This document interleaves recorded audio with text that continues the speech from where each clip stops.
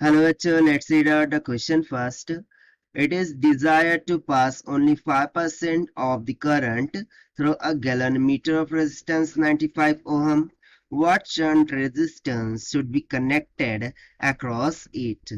तो यहाँ पर बेसिकली क्या बोल रहा है कि हम गैलोनोमीटर से सिर्फ 5% ऑफ करंट को फ्लो कराना चाहते हैं जिसकी रेजिस्टेंस है 95 ओम के बराबर। सो हम बताना है कि जो शंट रेजिस्टेंस है वो हमें कितनी वैल्यू की जोड़नी पड़ेगी। सो चलिए स्टार्ट करते हैं हम सोल्यूशन से। But before of its let's talk about the key concept which we are going to use here for this question. So basically देखिए यहाँ पर हमें शंट रेजिस्टेंस को जोड़ना है ताकि हम करंट को क्या कर सके, रिड्यूस कर सके to flow throughout this galvanometer.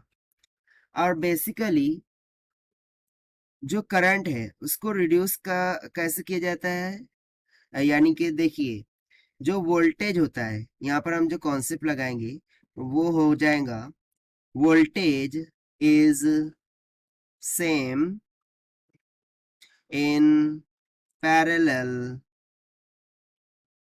combination। ठीक है, जो वोल्टेज है वो पैरेलल कॉम्बिनेशन में क्या हो जाता है, सेम हो जाता है। अब इस कॉन्सेप्ट का हम यहाँ पर क्यों यूज कर रहे हैं आपको एक्सप्लेनेशन से समझ में आ जाएगा।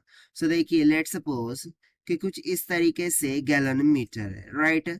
इसको हम मान लेते हैं कैपिटल जी के बराबर, जो कि हमें गिवन है कितना 95 ओहम के बराबर, ठीक है, यानी कि उसकी रेजिस्टेंस यहाँ पर बोलने का मीनिंग है। अब हम क्या कर रहे हैं, इसके अक्रॉस में एक शंट रेजिस्टेंस इस तरीके से लगा रहे हैं ताकि इसमें से फ्लो होने वाला करंट 5% हो जाए। सो लेट सपोज कि वो शंट रेजिस्टेंस कुछ आर ऑफ एस के बराबर है।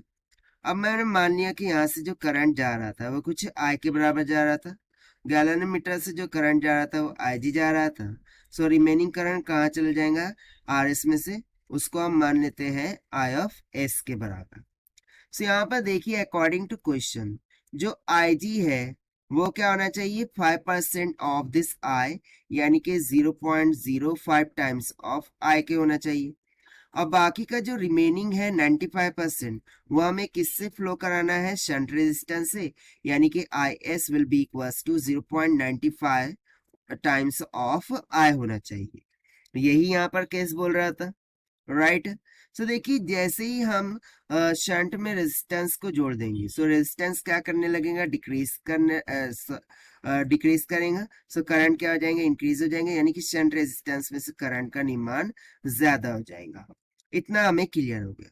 अब देखिए मैंने कंसेप्ट यहाँ पर क्यों लगाया कि voltage is same in parallel combination, यानी कि जो वोल्टेज ड्रॉप इस शंट रेजिस्टेंस के अक्रॉस हो रहा होगा उतना ही वोल्टेज यहाँ पर हमें गैलोनोमीटर के अक्रॉस मिलेगा, राइट। सो यदि मैं यहाँ से बोलूं कि potential across the galvanometer is equals to the potential across the shunt, so potential across the galvanometer क्या हो जाएगा, I G into G is equals to potential across the shunt I S into R S के equal हो जाएगा।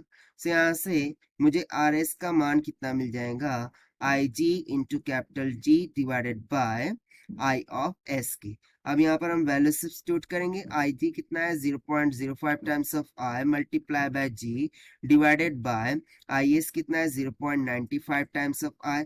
आई से I cancel हो गया, तो यहाँ से हमें सिंपली पता चल जाएगा कि जो शंट रेजिस्टेंस है वो कितनी होनी चाहिए, 0.05 डिवाइडेड बाय 0.95 टाइम्स ऑफ जी के।